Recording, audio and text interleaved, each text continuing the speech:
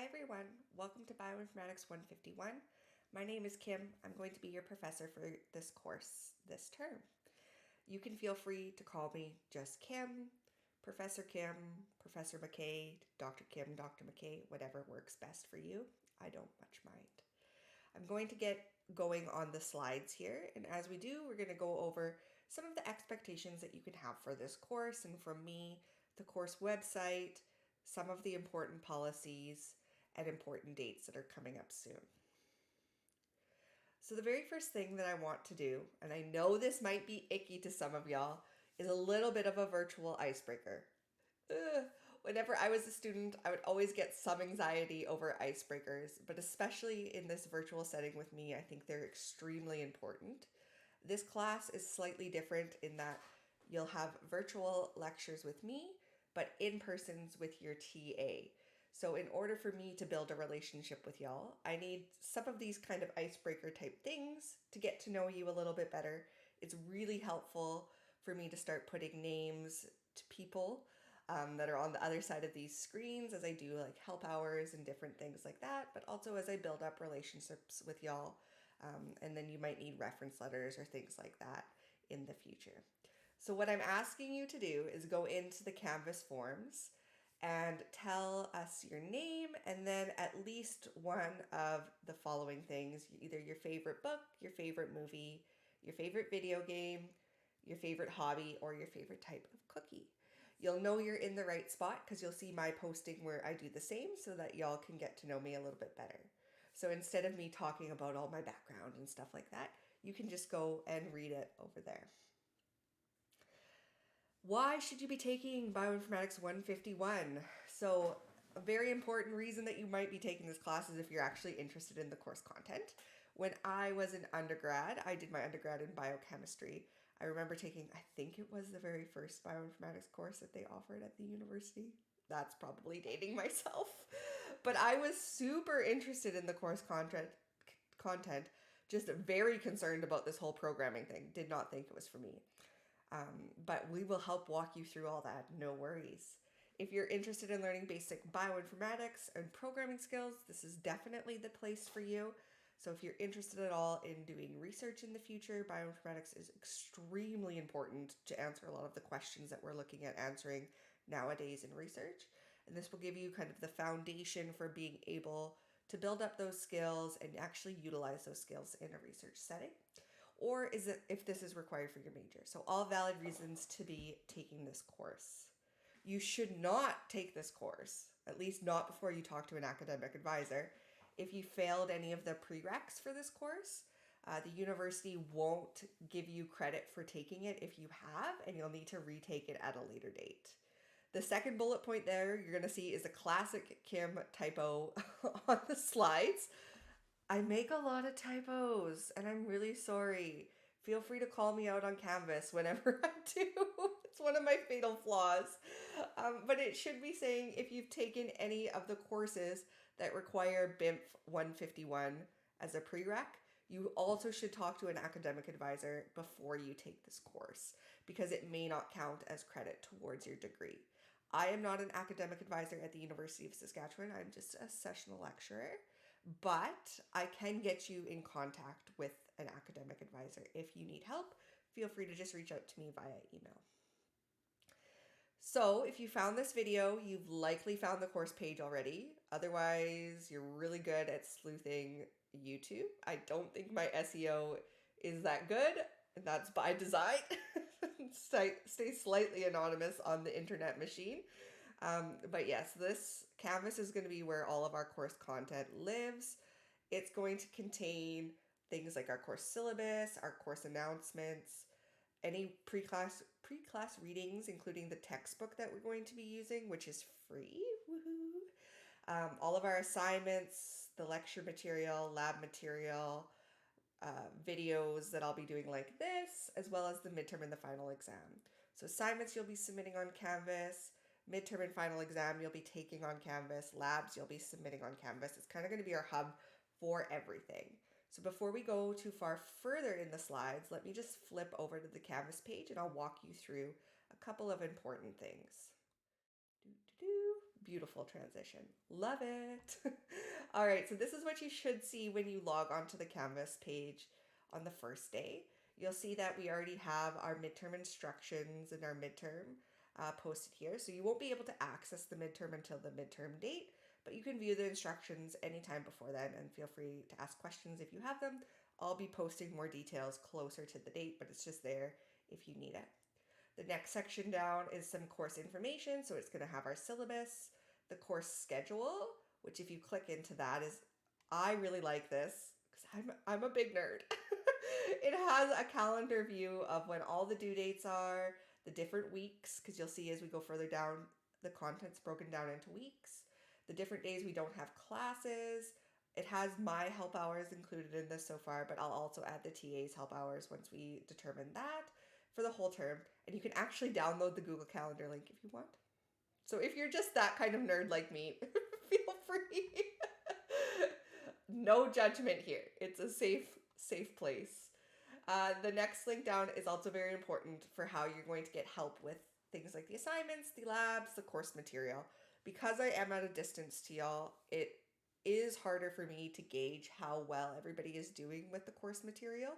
So you'll see as we go through our lectures and different things like that, I will be asking you to post in the Canvas discussion boards, different things like this to help me gauge. But I'm also expecting y'all to come to help hours or reach out to me if you are struggling with things, so that I can help you course correct and help you understand what that roadblock is and get you through it. So there's lots of different ways that you can get that help from me and as well from the TA. Canvas discussion boards are top tier.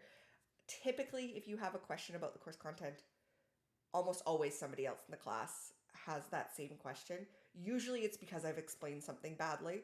So it's really helpful, instead of me getting 15 emails on the same thing, to just post it on those Canvas discussion boards and I can clarify or answer that question there. Goes for anything about course content, labs if you're struggling with those and have questions, or assignments. The whole class will benefit if you post there. So please, please, please, please, please take advantage of that. The key thing to remember with this is that you should not be posting any of your code in those discussion boards. If you need help with somebody actually looking at your code, you're going to either need to email me directly, come to my help hours, set up a session with me, or leverage the TA in lab time or in their help hours to take a look at that. So we don't ever want to be posting code on those discussion boards. It really just opens you up for all kinds of academic dishonesty, even if you're not intending for it. Lab sessions are going to be a great chance to help or get help with the course. Because of the course size, we do ask that you only attend your lab session, at least at the start here. If you are going to attend the alternative lab session, if the seats have filled up, we ask that you would leave so that the people that are registered for that session can actually attend. The point of the lab sessions is predominantly to help you with the lab material. So we'll get into what that looks like a little bit later. But if you have other questions, you can also ask the TA about those things then. Help hours are going to be additional help time that you have with either the TA or me. So I have to still talk to the TA to see when they would like their help hours to be. Those will be in person in the computer science labs in Spinks. So if you would like in-person help, a really great opportunity to get that from the TA working in those computer labs in Spinks. My help hours will be remote over Zoom. If you haven't guessed, I live in the middle of nowhere, Saskatchewan. So I'm not often in Saskatoon, which is why we have to rely on the lovely remote technology for this, but it's all good. So mine will be on Zoom, typically on Mondays from 6 to 7 p.m. CST. I have a Zoom link that you can join. It will have a waiting room. So once you join, if I'm not actively talking to somebody, I'll bring you into the waiting room or into the actual call. If I'm actively talking with a different student, you'll have to stay in that waiting room until I'm done with the current student that I'm helping. In the past, I've used Discord to help manage this and had a queue system and all of this stuff. But I have gotten the feedback that Discord can be a little intimidating for people who don't use it often. So I'm going to trial this Zoom thing. If it is awful, don't wait until the end of the course to tell me that it's not working for us. feel free to send me that feedback early and we can pivot to something else. I'm also available for one-on-one sessions if that time doesn't work for you at a different time that we can schedule. I do have a full-time job outside of this, so typically if we're doing that, it needs to be outside of 9 to 5 from Monday to Thursday. But you can just shoot me an email and we can find a time that works for both of us. Very happy to jump on a call and help you through anything. If you need accommodations for assignments, quizzes, midterms, etc., you have to send those requests to me directly via email. The TA, the markers, they cannot help you with those requests. I'm the only one who's able to. So just shoot me an email to the email that I have on the screen there, and I'll be able to help you out. One thing about the email is if you send me a message on Canvas, I don't know why, but they don't notify instructors when they get that message. It's very, very frustrating for me. I don't know if I just don't have a setting clicked properly or what, but I just find it so irritating. So I do prefer if you send it through Outlook because I do get pinged when that happens. I always try to respond to emails within 24 hours. So if you haven't heard back within 24 hours and it is the work week, feel free to message me again to make sure I didn't miss it. If it's over the weekend, just wait till Monday because sometimes I am busy on the weekends and I'm not able to look at those emails until Monday. So just some expectations around when you can expect to hear back from me if you are messaging. All right. Down here we have our course YouTube. So if you found this video, you either went through the week 1 learning resources or you're on YouTube itself. On the course YouTube, you'll find a playlist for BINF 151. We'll have all of our videos. Since this is the first time I've taught this class remotely, I am going to have to record up all of these videos. So unfortunately, you can't necessarily work ahead because I don't have the videos done yet. But I will always try to have the videos done by the Sunday evening before the week of those courses. And I am hoping that I'm going to be able to work ahead a little bit once harvest is done so that I can give you some time to work ahead if you would like. You will see one other course that I have on there that I have taught before is CMPT 140.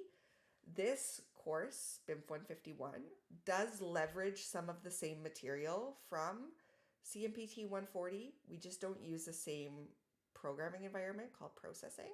So if you're concerned about the programming and you want to start working ahead on that, you can watch some of the intro videos from CMPT 140. It's not necessary. We will get there about, I think it's week 5 or week 6 for this course, and you'll get that content anyways, but you do have the option to do that as well if you would like. There is some information about how you can access the computer science labs remotely. So the one nice thing about the computer science labs in Spinx is they'll have all the software that you need in order to complete the labs, the assignments, etc. Highly, highly recommend doing your work there instead of trying to download it all on your own computer, because then you're guaranteed that everything is set up and working correctly. You don't have to worry about managing any of those settings on your own. It's a lot more of a, I want to say secure, but that's probably just my anxiety talking. When I was a student, like I always worried that I wasn't doing something right. And this gets rid of that problem, at least in terms of the software setup. Once we get into the programming, I will share more details about how you can download some of the programming software that we'll be using on your own. But just to note that the TAs and the support staff that are within the department aren't here to help you debug if you do choose to download it on your own computer. It's much better to just, if you want to remotely access the labs from your home computer and work on it that way, is what I would recommend doing. So if you have questions about that, post in the discussion boards. The rest of the content is split out into the various weeks that we'll see. So every week you'll have a learning resources section, which will go over any announcements for the week, as well as the videos and any pre-class readings or slides that I want you to look at. If there is things due that week, they'll show up in the week module, but also inside of that learning resources section. So it's a little bit easier to keep track of everything that is going on with the course. So you'll see that's all populated until the end of the term. If you have any questions about the Canvas page, post in the discussion boards. And we'll jump back into the slides. I feel like I've already gone over some of the stuff that is in the slides, but that's okay. We'll skip over things that we've already talked about. It is your responsibility to read the course syllabus. It is incredibly boring if I just sit here and read verbatim the course syllabus to you. Everybody will fall asleep. Nobody will retain any information. But I will tell you why it is important for you to read it on your own. It is effectively a contract between us. So it goes over the things that you can expect of me, as well as the things that I expect from you. Has things like our important dates in there, has information like the midterm stuff. It also has information about things that you need to do in order to pass the class. So we have 2 different items that need to be completed in order to pass the class. If you don't complete them, you will receive a grade of at most 49% in the class, as well as a comment of INF on your transcript for the class. So if you go into the syllabus, you should be able to find out what those 2 things are. And if you can't, you can post in the discussion boards and I will help. Sorry, my phone. It's also going to include things like the important dates. Did I mention that already? But as well as our academic honesty policy, things to do if you need help getting accommodations, different things like that. So please take a read through that. As I mentioned earlier, the course is going to be primarily delivered on my end remotely. So it's going to be these remote asynchronous lectures. Some weeks you'll have readings that you need to do before you watch the videos. Other weeks you can just jump right into the videos. All those instructions will be in those learning resources every week. You're going to have, once the labs start, weekly lab exercises. So those are going to be either Canvas quizzes or this thing called Code Lab, which I'll get into in a little bit. We have bi-weekly assignments once they begin. So you can expect assignment about every other week. We have a midterm exam and a final exam. And all of those things will be remote. So the labs, you can get in-person help. The assignments, you can get in-person help. But they will all be submitted through Canvas. And then the midterm and the final will also be online through Canvas. So just a breakdown of the percentages for everything. So each assignment is going to be worth 5%, except for assignment 0, which does not count for your grade. But if you've read the syllabus, it needs to be completed in order to pass this class. I'll get to that in a minute. 10 lab exercises, which are worth 1% each. A midterm exam worth 20% and a final exam worth 40%, which if I've done the math correctly, should add up to 100. I'm looking now. Yes, it does. I never fully trust myself. As I mentioned, I'm bad at typos. So important dates. As I mentioned, assignment 0 is going to be our very first assignment.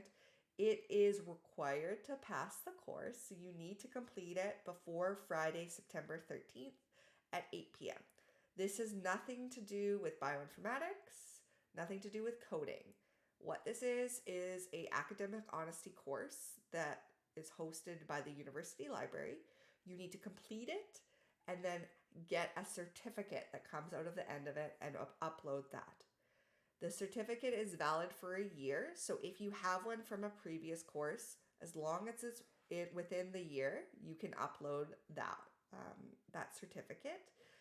Make sure you save a copy of this certificate. Not only will you be able to use it in future courses for the next year, but also if there's anything that goes wrong with your submission, that certificate has a timestamp on it. So as long as you have that, even if the submission doesn't work on Canvas or whatever, if I can see the certificate, I can see the timestamp, I can still award you the points, and then there's no stress around that. So please keep a copy of your certificate. Other assignments are going to be due about every other week, and they'll start on Friday, September 20th. So the assignment will be available 2 weeks before that, and you'll have that full 2 weeks to work on it. Labs are going to be due every Wednesday, and they'll start starting on Wednesday, September 18th. So the lab sessions will start that week, which I think is September 16th, something like that. The midterm exam is going to be completed on Friday, October 25th. How we're going to work it is that it will have a set amount of time, but you can start the midterm at any point throughout the day that works for you. And once you start, you'll need to finish it within that setting and in that time frame. As the midterm gets closer, I will post more information about that. But again, if you have questions, post it on the discussion board. Thank you. And then, of course, the final exam is scheduled by the university. Please don't make any travel plans until the exam schedule has been released, but it will be sometime in December. This one I've already talked a little bit about, but our lab sessions, you'll be able to start them on the week of the 16th. You'll meet your lab leader, and they're going to take place in the Spinks computer labs, I think. Oh, I forgot to double check. Pause will tell you what room they're in. This might be wrong. I will double check and then post on the discussion boards a clarification. Usually they're in the Spinks labs, but that could be wrong with the size of this class. They might need to be in one of the arts and science labs. The whole goal is to complete your lab exercises during lab time, so the TA can help you with any questions that you have, but you can also use it to get help with assignments or course content, etc. I have talked about this probably ad nauseum already, but please don't be shy reaching out to me. I very much recognize that because I'm doing these asynchronous lectures, that I am at a distance to you. So it's harder for me to gauge how the course is going, etc., etc. Getting help for your work is so incredibly important. You shouldn't be sitting there for hours on end, staring at bugs, not knowing where to go with an assignment. If you ever feel like you're stuck, just reach out and ask a question. That's what we're here for. We're here to help you get unstuck so you can continue to be productive and moving forward in your assignments and labs and course content, etc. Don't be shy. I know it's so hard sometimes to reach out to profs and different things like that. I'm pretty casual. I like to think I'm pretty fun, but I am extremely keen to help. So come by the help hours at Zoom, schedule one-on-ones if that time doesn't work with you. Just reach out over email if that's what you prefer. I would be so happy to help you through this course. Academic honesty is obviously a big thing at the university and within this course. You have to do your own work for this course, but it doesn't mean you need to struggle alone. You obviously can reach out to the instructional team, but it does mean you should never be copying solutions from the internet. So websites like Chegg, Homework Helper, there's all sorts of flavors of them, whatever. If you are using those websites, you are likely committing some sort of academic dishonesty. Whoa, been talking for too long already. Those websites are very typically cheating websites where people will post questions and then solutions to those questions, like assignment questions, get posted. We are aware they exist. We have ways of checking to see if your solution matches something that was posted on these websites. And if it was, then we have to kick off some formal processes. It is way better to just not look at those websites at all because they are so risky and they put you at such a risk when it comes to academic dishonesty. But even beyond those websites, there's other places on the internet you can find solutions. It's not a good idea to even look at them because once you look, it's really hard as a human to not just leverage that, and that is going to put you at a very risky position. For this course, you should never be using any generative AI like ChatGPT to generate your solution. Since it is an introductory course, we are trying to build those skills. Of course, when you are in your career later on, you're probably going to use a tool like that, but you need to build the skills to know what to be asking those tools and how to evaluate if the response they're giving back is actually correct. Because remember, with generative AI, one of the things that they can do is hallucinate, where they give you information that is just not correct. There are also ways that we can test to see if your solutions have been made from generated AI. I wanted to say generated with generative AI, but that felt like a mouthful, and then I said it anyways. Oh well. It's very risky, so I would recommend not doing it. Never ever upload question text to the internet. Not only is this risky for academic honesty, but it's also a violation of the university's copyright policy and can cause icky legal issues. So don't do it. I don't want to have to fill out those forms. Please don't make me fill out those forms. And the last thing I would recommend is never ever send assignment code to any other student. Even if they ask nicely, even if they're your friend, even if they promise they just need to see it, it has happened so many times in my teaching career where one student has just shared code with their friend who said, "Oh, yeah, I'm just going to look at it, no big deal." And then the friend uploads that exact same code as their solution. It gets flagged by our plagiarism detection, and then both students are at fault for academic dishonesty. Even if you were operating under the best of intentions and trusting someone, doing that is still going to be a violation of academic honesty. The safest way to collaborate with friends is to just talk, not sharing, not looking at code, but you can talk high level about solutions. You can say, "Oh yeah, to approach this, I'm going to go through my code doing kind of these different steps, this kind of different flow." And then you can each go on code your solutions separately. That is a tried and true method for ensuring you won't violate academic honesty. If you have questions about academic honesty, it is easiest to reach out to me first to have the discussion. I know it can feel really overwhelming when we're just like lecturing at you about like, don't do this, don't do this, don't do this. But then when you're actually doing something, you're like, I don't know if I'm allowed to do this or not. You can just reach out and ask me. If you ask me before you actually submit something, we can have that conversation. We can talk about yes or no and why or why not. And it's completely valid and fine.